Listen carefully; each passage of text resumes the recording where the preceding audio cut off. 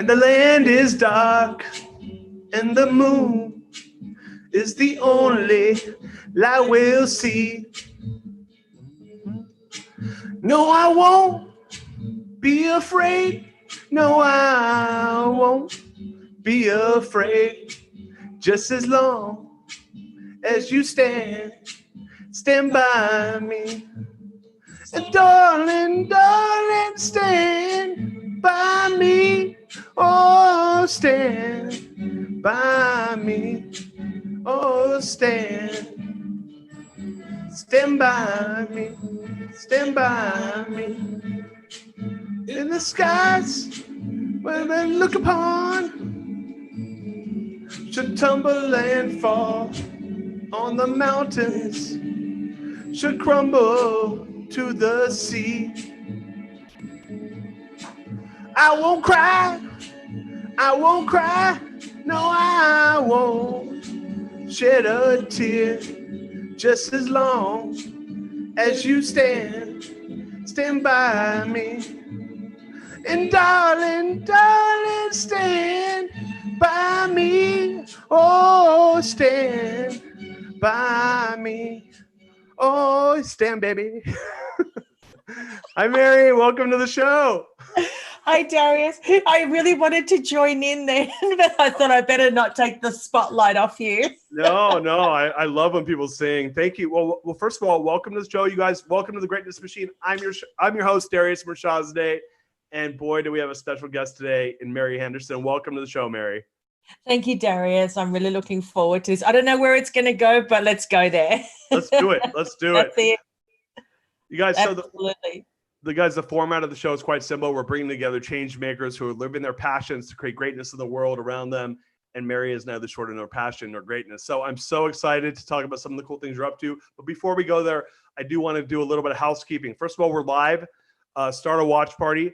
Ask us questions. It's Sunday, so I gave my team the off. I said, hey, you guys don't have to work. I'll handle it. So I'm going to be handling the live stream questions. So if you have questions, shoot them in the chat in the watch party. I'll be answering questions on at the Real Darius M website.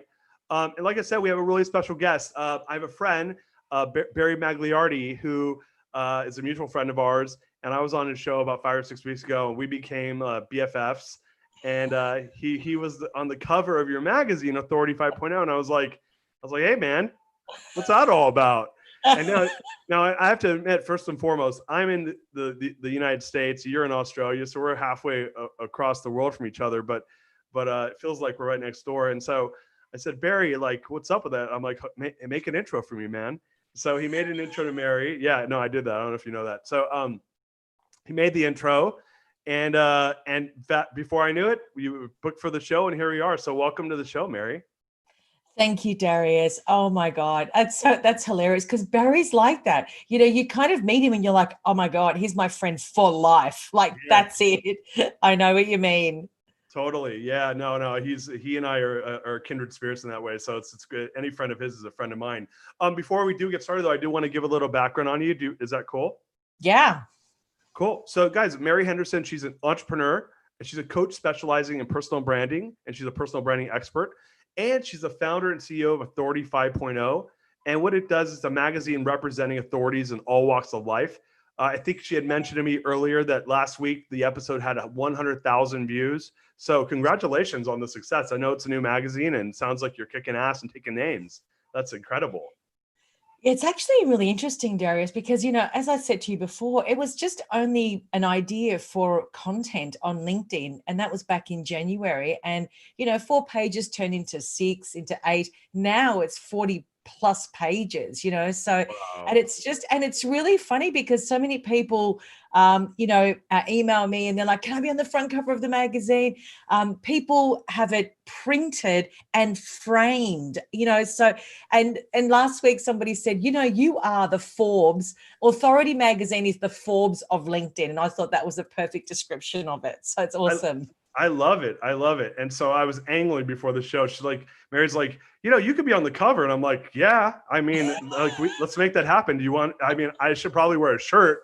I mean, I haven't worked out enough to probably be a shirtless, but yeah, no, I think that's so cool what you're doing. And it's funny when we were talking earlier before the show, you were talking about how the requirements to be either part of your coaching or on the magazine is this idea around the 10,000 hours, that Malcolm Gladwell prerequisite around expertise. Do you mind like talking a little bit about that? Absolutely, Darius. And, I'm so passionate about this. And because I think that personal branding has become so cliche. You have lots of different versions, lots of people from different disciplines talk about personal branding, which is brilliant. But then they kind of go into hey, this is how you do it. And this is what you need to know. And whilst I think that there are so many aspects of personal branding that are the same old, we get that. But realistically, for me, the people that I work with, if I can't help somebody commercialize their personal brand, then it's just another shiny object. Because what do you do with a personal brand if it can't be commercialized? Like, seriously, what is it? Is it, just somebody making a whole heap of noise on social media, declaring that they're a self-proclaimed influencer?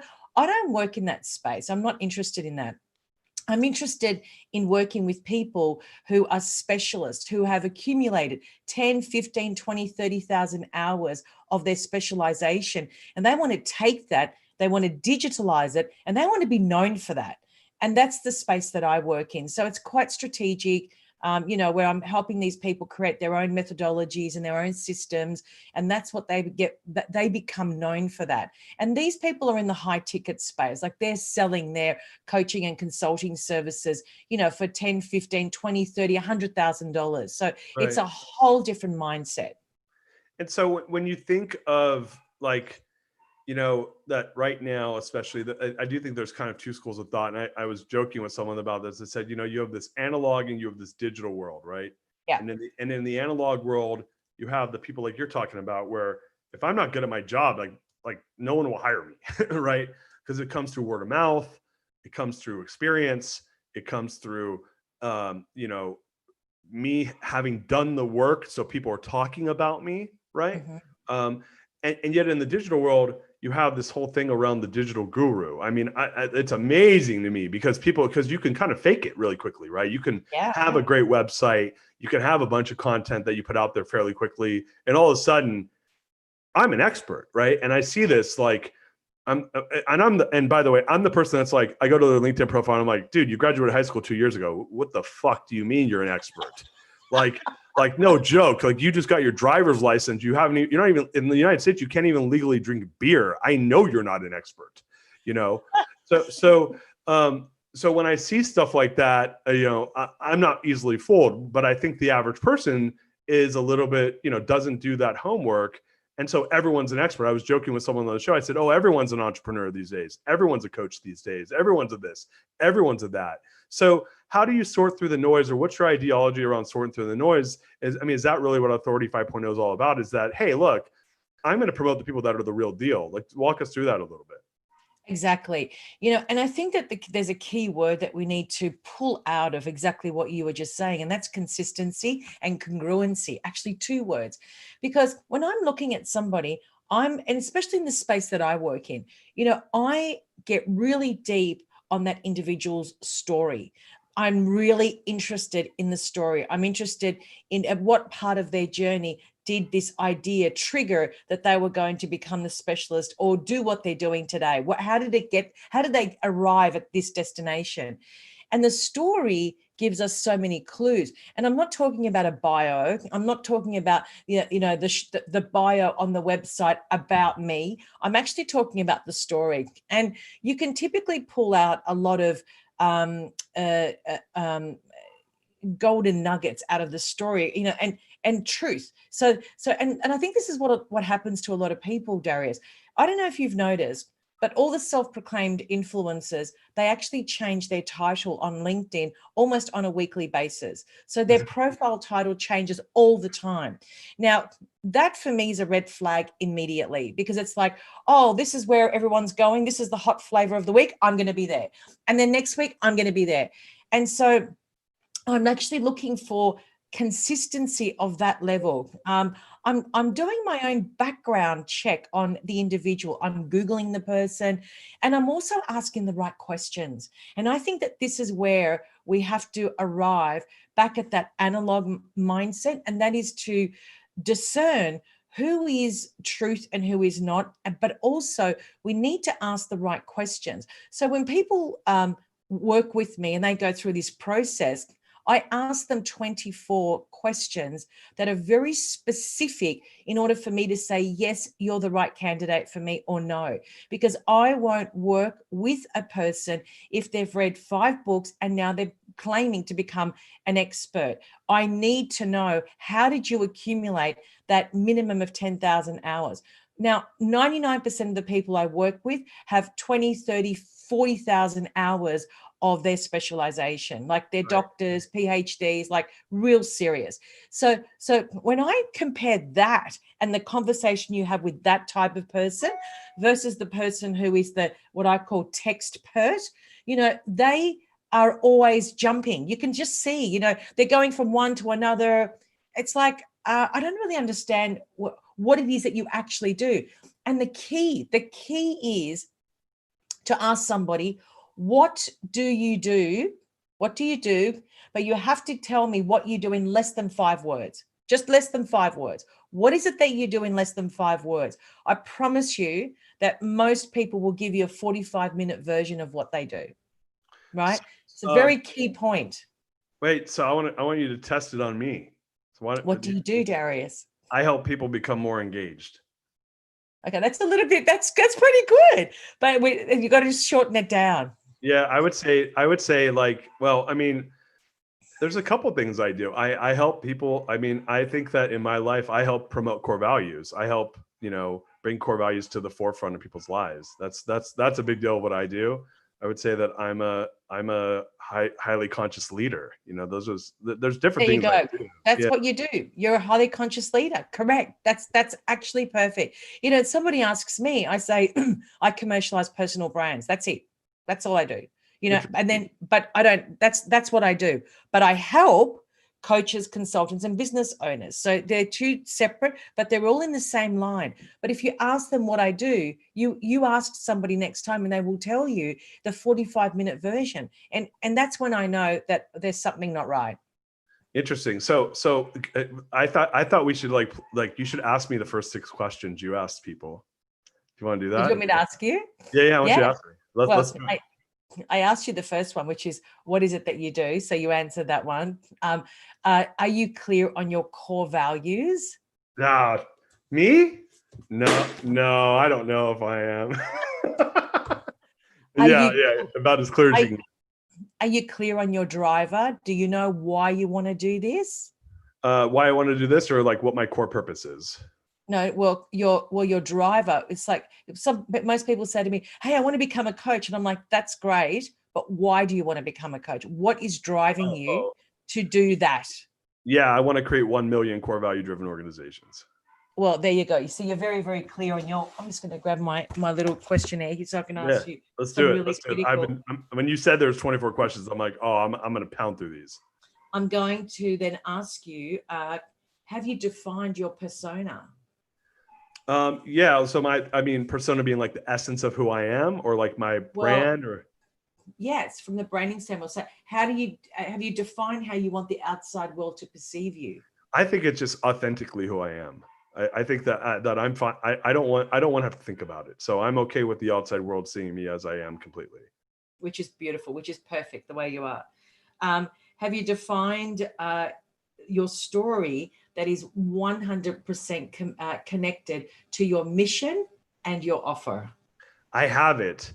I have 2 versions. I have like the more like commercial version, and then I have like my TED Talk version, which is a very personal story. So I haven't written it out, but I've told it before. Like people have asked me it, and I've told it a couple times. So I would say yes. I call the TED Talk, your brand, like your actual brand. It's not even you. It's your brand signature talk. I don't even call it your story. It's more about your signature talk. It's what I would say. This is your hashtag talk. It's like, what is it that you want people to specifically, how do you want people to connect with you? And that brand talk is actually quite important. And to your point, it's all about, it's all about the heart. Do you know what complex problem you can solve?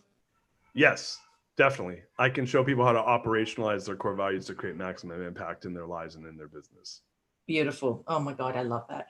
Have you defined your branding guidelines? Can you clarify what guidelines mean? Well, in a corporation, everyone's got their branding guidelines, their look and feel. Oh, yeah. All of that. Yeah, have you done hot, that? Hot pink, black, gray, and a little bit of white. Oh, you and I, we're hot pink people. Wow. I mean, no wonder why. Hello. I mean, come on.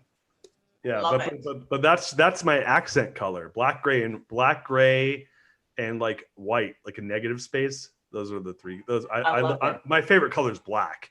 I mean, like that's like people are like black. I'm like, yeah, it's the best color. I love it. You need to move to Melbourne because everybody wears black here. I would fit in 2 seconds. You would just be like the perfect Melburnian. Yeah. All right, I'm going to ask you one more. Do you have a methodology that takes your client from start to promise? Oh yeah. Like I have a fully baked framework around how do you go from like not having any idea of what you're doing to fully scaling your life with core values. Yeah, definitely. Yeah, beautiful. Well, there you go. There's like 7. I just gave you 7. Oh, perfect. No. It's funny. While you were talking, I was like, I'm like, how many hours does an average person work in a year? So I said, they work 8 hours a day. There's 220 work days in a year. So they're working 1,760 work days in a year. I'm like, dude, I work 8 hours in my sleep. Yeah. I work I'm like a 60-hour a week type of guy. So I'm like 2640. I'm like, I'm 20 years deep on this stuff, and probably realistically of actually doing the core value work, I'm probably 10 years like fully where I'm fully committed to doing this stuff full time. So I was like, I'm easy a 30,000 person on this. There you go. See? So you're the real deal. So you must be on Authority magazine. You must. Yeah, I learned when I wrote my book, they said, there's a difference between a writer and an author. An author is an authority. And I said, I never realized it was derived from the word authority. And I said, oh, cool. Well, yeah, no, if there's one thing I'm an authority on, I always joke, I said, there's 3 things in this world I'm an expert at. Core values. How do you scale a business from 0 to 1,000 people, and mortgage banking, and I just retired from mortgage banking. So that leaves me about a third of my capacity to go become an expert at something else. Exactly. Well, just specialize in values, because that's a big deal. I'm all in on values, like to the point where like I'll send you my book, and when you read it, you'll see like it's funny because I meet a lot of people who are really, really into values, and they, to the point where they're a little bit arrogant about it. And we'll get into a conversation. I'm like, just read my book. And they read my book, and I swear to God, I'm 10 for 10 on this. They're like, I really thought I was really into values, but like, you're making me look stupid. And I'm like, I'm not trying to do that. I just said, listen, there's when you're obnoxiously obsessed with something, I'm like, I don't know how you could be more into it than I was. I just, and still am. So let me ask you, can I ask you a question? Yeah. What are you an authority on?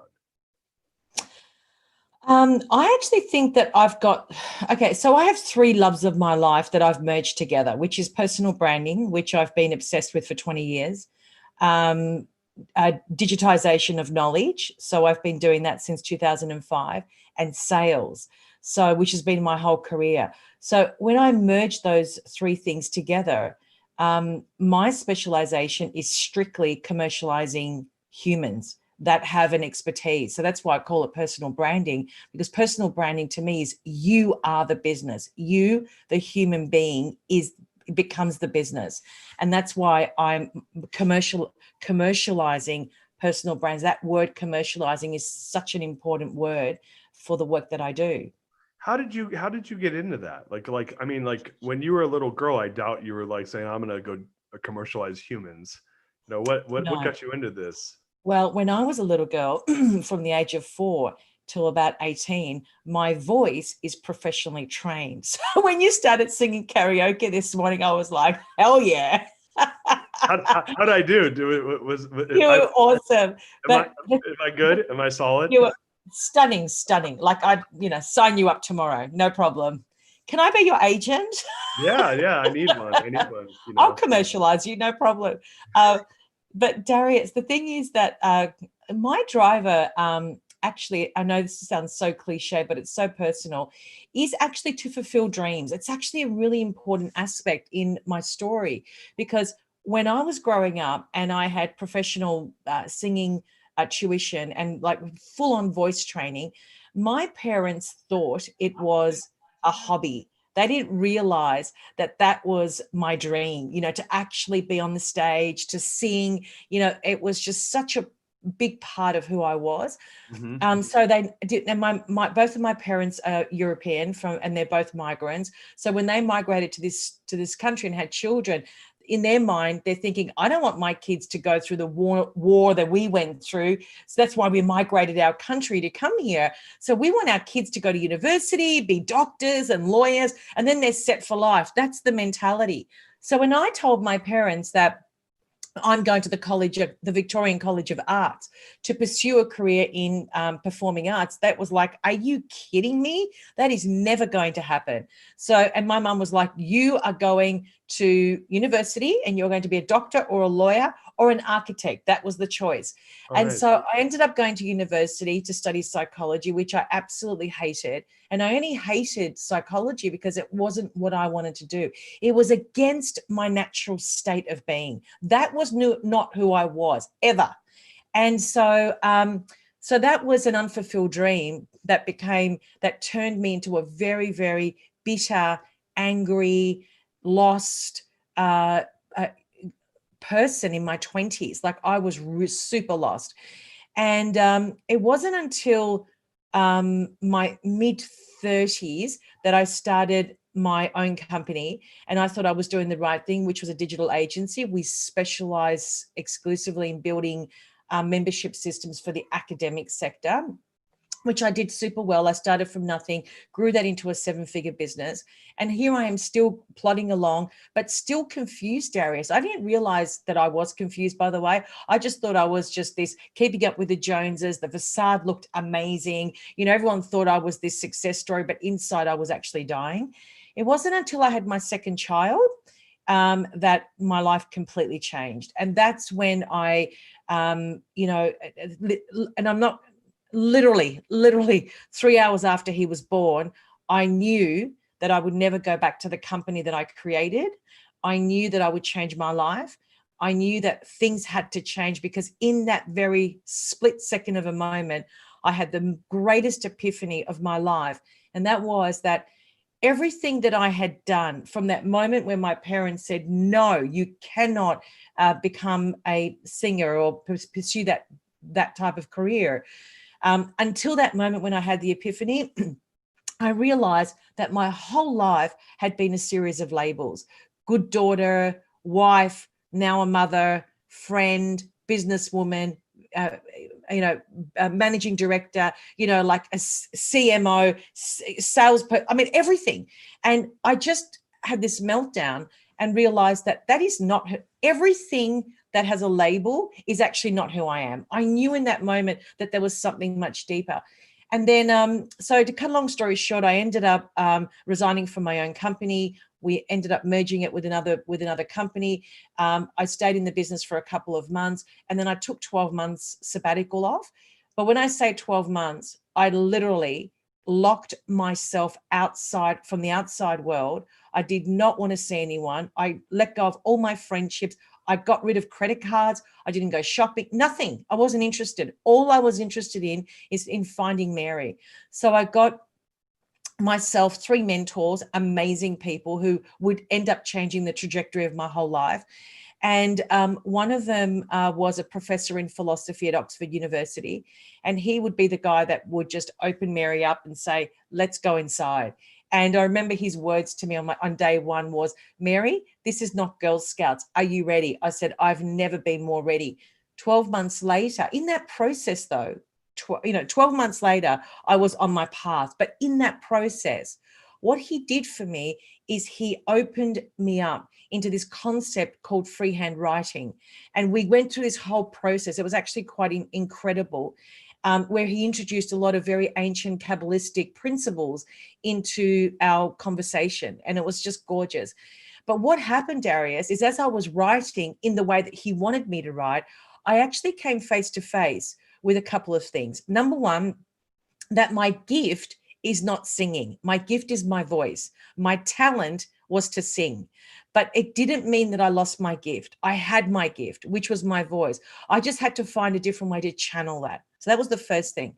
The second thing is that as I was writing, I could actually start to see patterns of my life unfolding. Hey, I was happy when I was like this.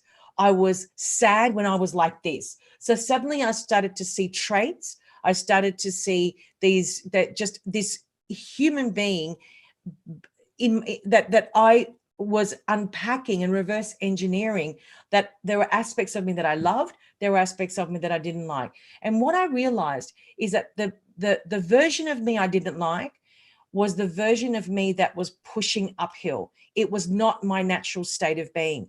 So when I looked at everything about Mary that was natural, I realized that I was really, really good at unpacking people and converting people into the best version of themselves. I was really good at creating digital assets, and I was really good at sales. These three things make me light up. So I said to my mentor, if I could merge these together, I wonder if I could solve a problem. And of course, and I knew in that moment that I just had this, like, it wasn't even an idea. It was what I was meant to be doing. All this pain in all these years got me to that point. And so now I use my voice differently. Obviously, I'm on interviews. I've got a YouTube channel. I'm on LinkedIn. I do video. That's my stage. So I get to use this voice to share ideas and knowledge. Even my magazine, even though it's not a voice, it's a channel. It allows me to talk to you, Darius, and say, Darius, I want you to be on my front cover of my magazine. I want to put the light on you because I know how important that is to a human being. We are all rock stars, and I want to pull that out, and I want to give you a platform so that it helps you fulfill your dream. So you see how my story all kind of connects together, and that's why this idea around what I do today is not a vocation. It's just what I do because it's my natural state. I just know how to do it blindfolded. Yeah, that's amazing. And it's funny. I'm like, we have so much in common. So when I was in college, my freshman year of college. So my parents, your parents are immigrants from Europe. You said, where in Europe are they immigrants from? So my dad's from Greece and my mother's from the former Yugoslavia. Okay, so my father was an immigrant from Iran to the United States, and my mother is the daughter of an Italian immigrant. And so I'm half Italian and half Persian, and I jokingly say that the Italians are the Persians the Persians are the Italians of the Middle East. So yes. Yes. like there's like an old joke that like Persian guys would lie and tell girls that they're Italian. Because they're kind of like, olive colored skin, they wear black jackets, they slick their hair back. Yeah. So they wear a lot of gold chains and stuff. Yeah. My sort of guy. Yeah. Tall, dark, and handsome. And so, so my dad though was a business guy, entrepreneur, and my mom was she's a social worker, but she did therapy with people. And so when I went to college, no, let me back up. When I was in high school, I was, a great student. I was like a captain of my wrestling team. I was president of my school. I was like all the things. You checked all the boxes, right? Like I was a leader and all that stuff. And I was actually in dramatic arts. I did one play, and I always loved doing drama. Like that was like my favorite. Absolutely. So when I got to college, I took a couple dramatic art classes, and I was like fell in love. And I told my parents, I said, I want to major in drama. And my parents were like, if you major in drama, we will not pay for you to go to college. So like they basically told me no, right? Exactly. And so I was taking business classes at the same time. So I said, well, I guess I don't get to take drama classes. And like it was kind of a bummer, right? Because like I did the business classes. I was, like I get B's and A's, but like I didn't enjoy it. But the drama class, I didn't even have to try out again, like an A plus, because it was like I got to perform, and I love performing. And so anyhow, in my mind, I kind of did the same thing like what you did, where I said I was this like dream I never fulfilled of I wanted to be an actor and I wanted to be a comedian and all these things. And I know I have a 10-year-old. That kid's he's been in like 25 improvisation classes already. And my friend who saw me, who was actually in an improvisation class with me 20 years ago, said, "Oh, is he fulfilling your comedic dreams?" And I said, maybe. But so it's funny is I had a similar situation happen to me that you said happened to you, and that I had this like situation where I was CEO of this company. I'd grown it with my business partners from a very small company called 30 employees to 1,000 employees at one point. I was the CEO of that company, and I walked away. I stepped down, and I mean by choice. I said I'm done, and I left. And this is in November, and then I went abroad. I went to the Southeast Asia, and then I came home and I said, let's go. I want to take a sabbatical year. And then COVID hit, so I've just locked myself in my house.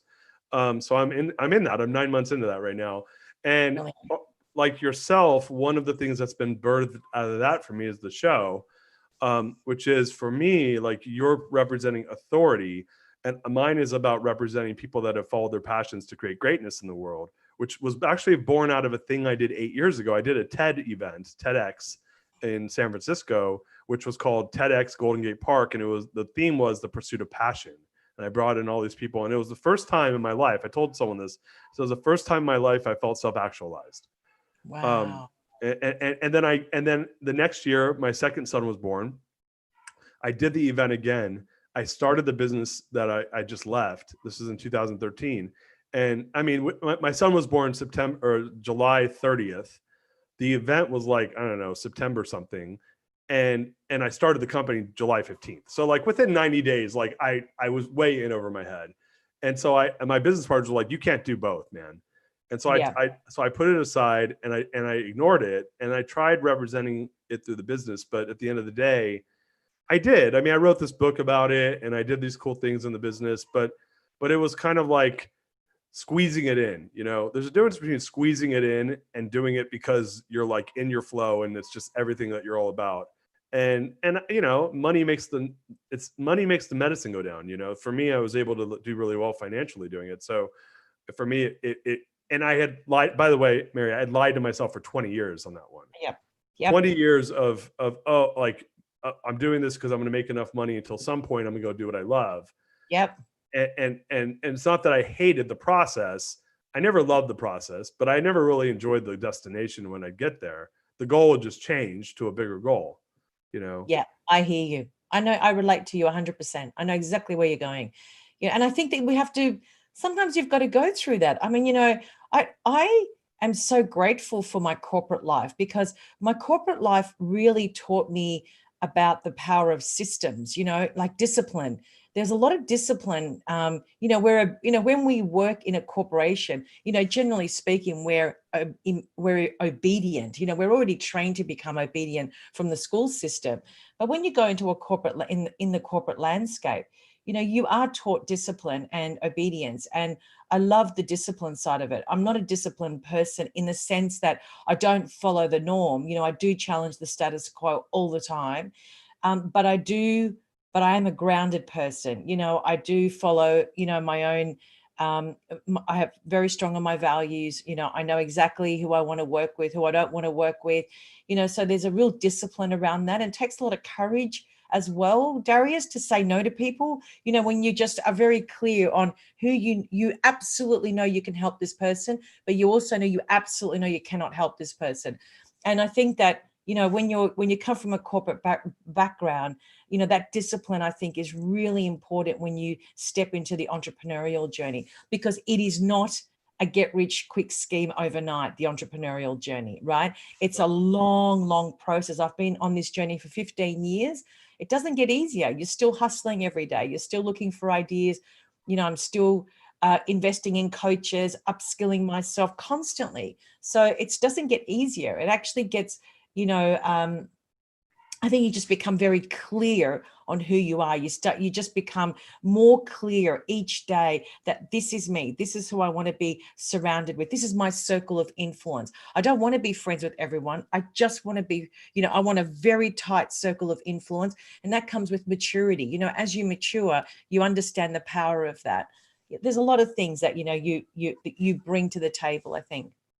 Yeah, no, I agree with you. So one of the things that I've been doing because I'm launching my book September 15th. So I've been reaching out, and you reminded me of this right now.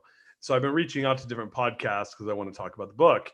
And one of the guys I reached out to, I said, "Oh, I'd love to talk." I'm trying to tease people to get, their interest. And I like sales. Like, you like sales, I like sales. So I realized there's a bit of a lure to sales. I got to get them interested, right? and so I said, three of the things I'll talk about, A, B, and then C was like, I'll teach your audience all about my fulfillment formula, right? And my fulfillment formula, the reason I bring this up is that, and so I said it's ST plus CV divided by MEDS, and what that stands for. And so this guy writes me back. He's a commander in the United States military, and he says, "This sounds really interesting, but you have me completely intrigued about your fulfillment formula." And I'm like, "Yes." What does it mean? That's a great idea. That's actually a really good idea. I love it. And I said, it means strengths plus core values divided by awareness. And I define awareness as meditation, exercise, diet, and sleep. And so I like to swim. And so I was thinking about it more, and I thought, I do really believe that is the formula for success and for fulfillment, is that, am I working and living in my strengths? You talked about this a moment ago, about how you figured out what your strengths were. Are those, if I add those with my core values, how alive and well are my core values, right? Am I actually in alignment with my strengths and my core values? I add those together. And then it's what percentage of my awareness is going towards those? Is it a high percentage or a low percentage? Am I actually doing it or not doing it?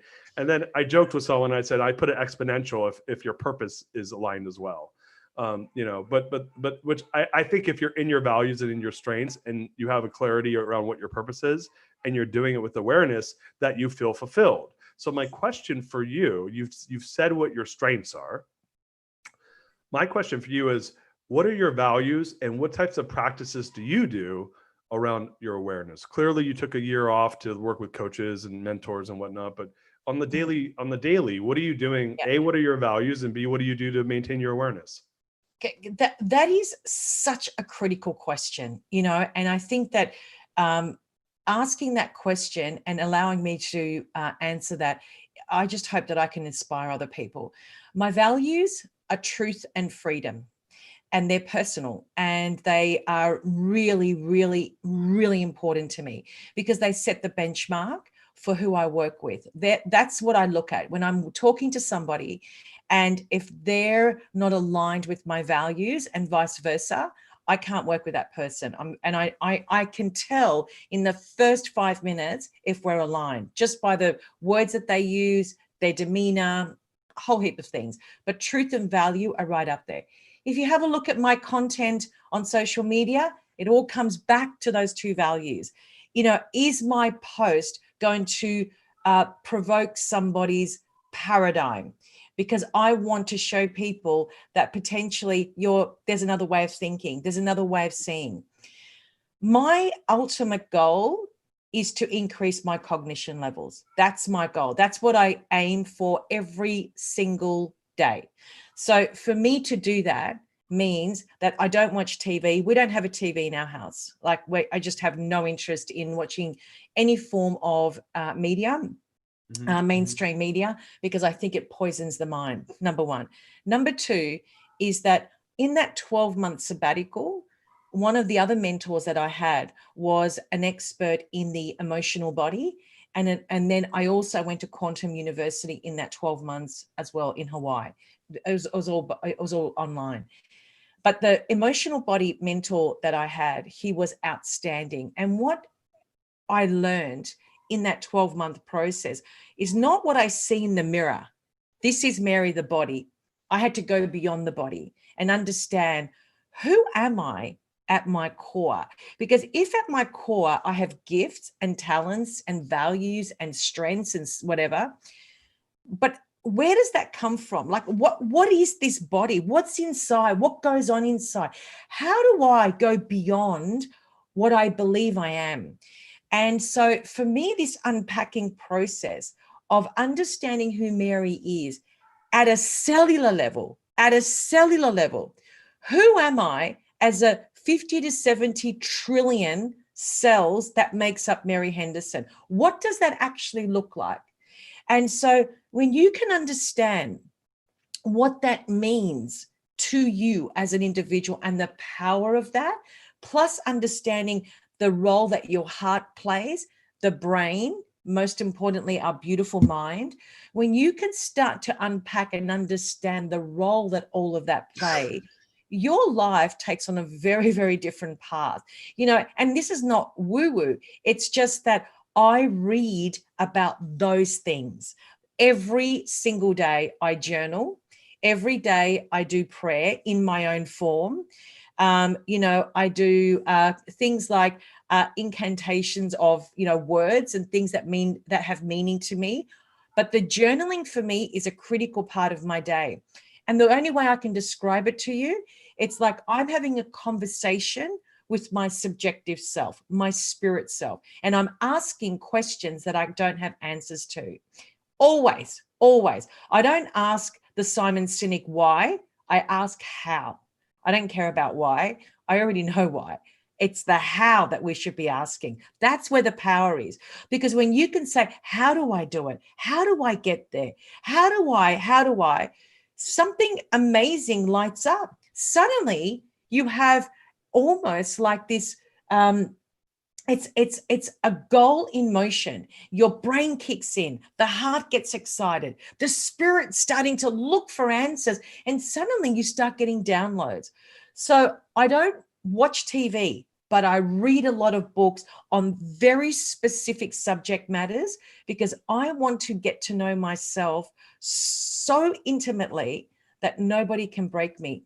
When you start reading about things of that nature, then you start questioning the society you live in, the world that we live in. How does it work? So, you know, with all this COVID thing, for example, everyone's rushing, everyone's following the rules that we've been given. No problem. I don't want to challenge government. I'm good with that. But it's just that I also can see beyond that. I can see exactly what's happening. I can read in between the lines, you know, and I'm curious about that. What is really going on? What is it that where's the destination that they're taking us? So I question everything. I read things in the law that I'm interested in of what is going on in the law right now. What's changing behind the scenes that we're not being told? What's really going on? What's the real agenda? So for me, advancing my cognition levels every day is my priority. And I ask myself that question at the end of every night. Did I grow today? Did I learn today? Did I have fun today? Did I build relationships today? They're the questions that I'm interested in asking myself on a day-to-day basis. I run my whole family, my whole household like this. So the way you see me right now is exactly the same that I am in my home. Why? Because I want my children to have full permission to also be curious, to also ask these really big questions and not be afraid of it. Oh, I love all that. You just gave me goosebumps. Thank you. Seriously, that was so cool. You also reminded me of like the way Americans are about COVID. Oh, it's like, the same here. Like, oh my God, wow, here 50% think it's a hoax, you know. No, I mean, like to the point where they won't wear masks and where they're doing stupid shit. And I do think that there needs to be a healthy inquisitiveness around certain behavior, but it's funny, like it's I mean, it's scary here. Like and I'm kind of in the middle. I'm a believer that to your point that some of this makes sense. We should have a healthy skepticism of people in positions of authority because that keeps them in check. There's a check and balance when we do that. But not to the point of conspiracy theories and stuff like that, because then now you're like, I mean, maybe those are true, maybe not, but I'm kind of a data person. So I'm like, show me the data, show me, Exactly. show me your facts. I want to see the facts, and I want to see where the facts came from. Common sense. We just need to use our common sense. That's Right. all I say to my children every day. Just have common sense. You can ask the right question. If something doesn't make sense, there's something wrong, right? So just use your common sense. And we've lost that, Darius. People have lost common sense.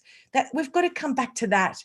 When we can start using our common sense and start to actually become inquisitive, do our own research, become informed. Don't watch the media as your form of information. Go and buy a book from a specialist who has spent the last 30 years in their PhD on, an area that you're interested in, and learn it. Right. So let me ask you a question. So first of all, a lot of the things you just talked about obviously represent your beliefs, and I love the answer around awareness, because it was a little bit of a, some people might have answered, oh, I have a meditation practice, and it sounds like you have a journaling practice, and then you have a deep inquisitiveness around everything that happens around you, and a lot of like looking back to make sure that things are what you think they are, right? Or at least there's this high questioning around it. So I would argue you probably have more core values than just two. They're my top two. Yeah. I bet you in your top 5 curiosities up there. Yeah, totally. That's my number 4 core value. So I'd be curious to hear that. One of the things, so you wouldn't know this, but I met Simon Sinek a couple times. I met him before he was famous, actually. I did a workshop with him in 2009, before he did his talk and before he wrote his book, and there's 40 of us. And I did my why with him. And Simon's a smart guy. Actually, the woman that owns all the IP around his why is coming on the show on Tuesday. Wow. Wow. Fran Bitterman. She's a friend. And if you're interested, you can watch it, because she does a lot of work around values. So my belief is that the values can be your how, is that they are the how. And then there's a layer below that, which is the tactical game plan around like making them come to life. So my question for you, and this is something, I have 2 questions. One is really practical around your business, and one is going back to your personal. I want you to answer the personal one first, and then we'll go to your business. Yeah. The business, or I'm sorry, the personal one is what I found in my discovery of myself is that I'm very high integrity as far as how I interact with the world. Yeah. But with myself, I found that I'm an absolute liar. Like, I lie to myself to protect myself. Mm-hmm. And it took and it was something that took 40 plus years for me to realize, because especially if you consider yourself an overly transparent person, overly honest person, to then learn that you are actually super manipulative with yourself to get what you want, like to motivate yourself, to scare yourself, to whatever those things are. So my question for you is, when you had this moment where you kind of like let it all go and you have this introspective moment, did you have any of those situations? And if you didn't, fantastic. But if you did, what sort of things did you do to try to like unwind that or figure yourself out? This is actually interesting, because when I was in that 12-month sabbatical, one thing that I did, and it was really confronting and really hard, but I wanted to go there. I was actually prepared to face my demons, even no matter how painful it was. I just had to go there. So what I did, Darius, this is really hardcore, is that each time my husband and I had an argument, or we disagreed, or I would get upset or angry, I would use that as an opportunity to write down what I was feeling in that moment. He's making me angry. Why am I angry? Why am I angry? What is going on inside me that's triggering this emotion? Mm-hmm. Do you realize that I did that almost every night for a whole year? And it was unbelievable, because what it allowed me to do is, number one, I had to confront it. That's hard. Okay. And I not only confront it, but I had to own up to it. And I would say to my husband often, thank you so much for showing in me that I have to deal with anger. Thank you. Thank you. And he would be like, she's lost the plot. But honestly, I didn't. I did it. I still do this exercise today because I know the power of it. So number one, I had to confront it. Number two, I could declare it. I declared it. I am angry.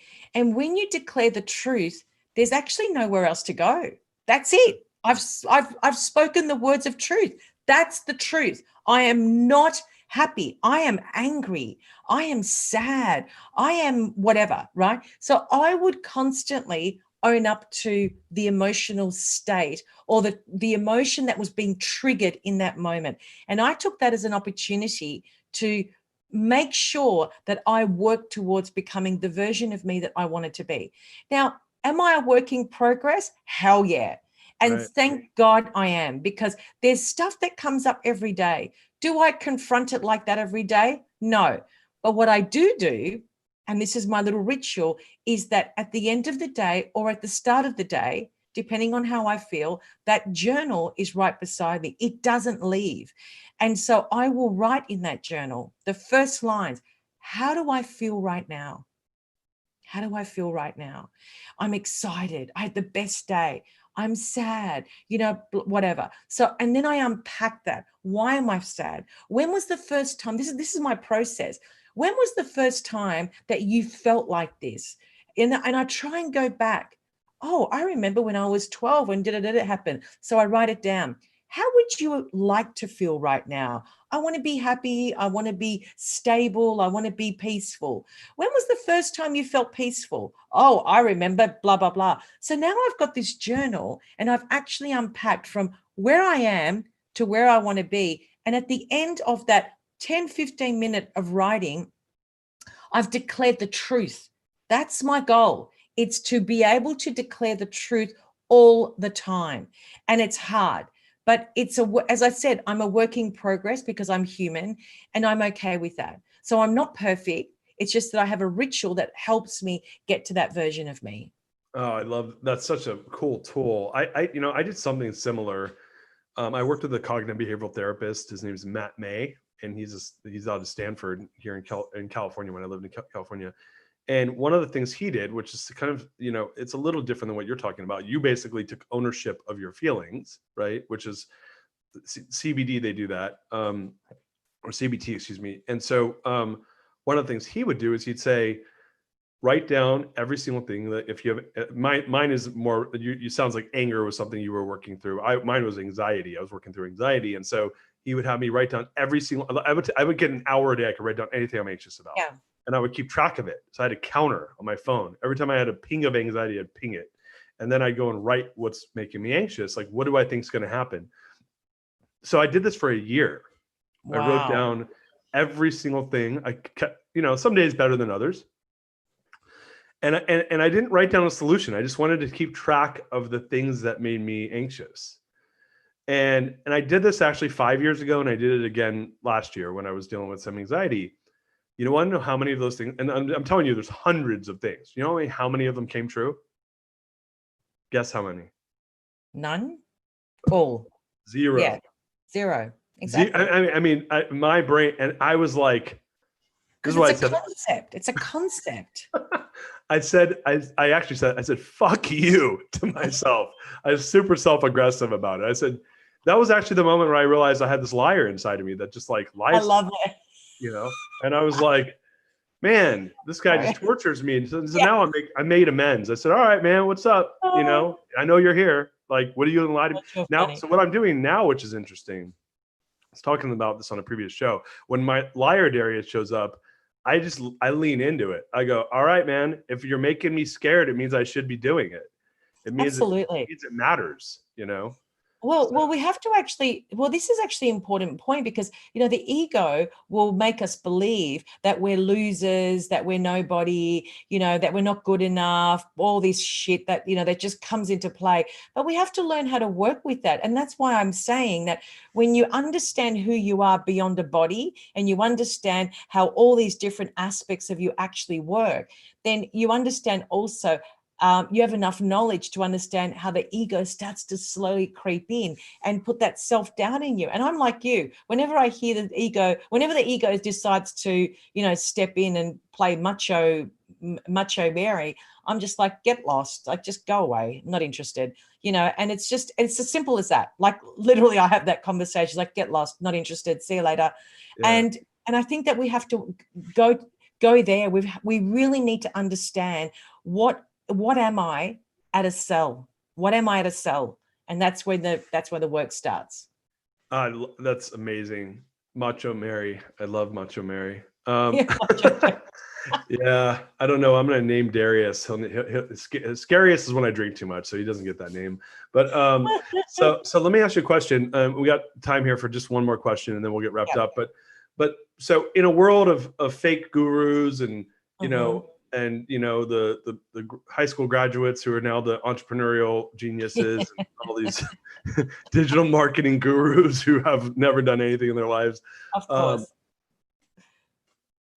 On the other side of that are people that truly have spent their lives learning and becoming experts. And so for you, doing what you do around personal branding, I got to imagine you find people that are like, well, I want to maybe not be famous, but I want to be like known digitally as I'm known in the analog world. How do you approach that as an expert in this area?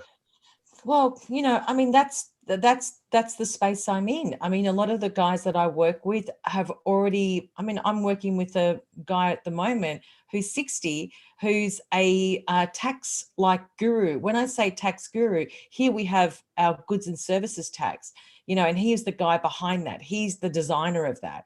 He was a part of the team that created the law around that. So he's very, very, very well known in those circles. The big professional services companies like the Deloittes, the PwCs. He's like the man. He's got his own car park at our tax office. So he literally is God in the tax department, but he's analog. So now we're working at how we can convert that into the digital version of him. And he wants that. And the reason he wants that, and most people I work with, is because that's where they see the opportunity. But what they're really doing, Darius, and this is the space that I'm in, what I educate people is that when you have 20, 30, 40, 50 years of experience in that one specialization, like tax, for example, it just makes sense that when you digitalize it, you're also creating a model and a methodology around it. Because when you can do that and support that with frameworks, then you can empower other people to do what you do. So you're always passing the baton. In a race in the Olympics, you're always passing the baton or the baton, however everyone pronounces it differently. But do you understand that the whole notion of digitalizing your knowledge is the legacy? That's what you're leaving behind. Because when you're digital, it never leaves. It's there forever. And so it's the footprint that you leave behind in the digital world, because we are in the digital world. And that's a really important, it's a mind shift that these guys go through. It's like, oh my God, you're absolutely right. And people crave that knowledge, because not everyone can afford to work with Ken, for example. He's really, really expensive as a consultant, but now he's got this solution where he can actually sell it at an affordable price that lots of people can access it, and also teach other accountants how to become tax specialists specifically in the area that he specializes in, not general tax, very specific on goods and services. And so, and I think that's the space I like to play in, because it packages people. They're still their natural state. Nothing's diverted. The only diversion is that now I'm taking what's in their head and I'm designing it as an entire methodology. And that for me is the power of a real personal brand, is that your legacy will live on. And that's my goal. Oh, I love that. Well, so we're at the top of the hour here. I know you've got to run, so I wanted to first of all, I want you to stay on after the show for a few minutes, but just to wrap up. But one question: if you were to go into a time machine and go back 20 years and talk to your 10-year-old self, what advice would you give yourself? Everything's going to be okay. That's it. I love it. So, Mary, where can people find you? Where can they connect with you? Would you mind giving everyone those connections? So LinkedIn is probably the best starting point, which is Mary Henderson Coaching with a pink circle around my photo. That's me. And my website, maryhendersoncoaching.com. So Mary, I'm playing a person who's putting stuff in the notes. So maryhendersoncoaching.com. Yeah. Where folks can find you. I'll make sure I update that in the comments, and they can find you on LinkedIn, and that's under at Mary Henderson Coaching as well. You said? Correct. Perfect. We'll make sure we put those in the comments. Guys, thank you so much. We got a big week ahead of us. It was such a wonderful way to kick off the week, having Mary here. This is such a beautiful talk. Thank you so much. I really appreciate it. I appreciate you too. Yeah, no, seriously. Guys, check out Mary. She's got Authority 5.0, her magazine. I checked it out. It looks so cool, and I'm excited to try to weasel my way onto the cover. You are going to be on the cover, not weasel. You are. It's locked in. Done. It worked. Guys, follow us this week at The Real Darius M on Facebook. You can also go on my website, therealdarius.com, and sign up for all of our social. And please subscribe on our YouTube channel, The Real Darius, on YouTube. Guys, thank you so much. Have a great Sunday, and see you later.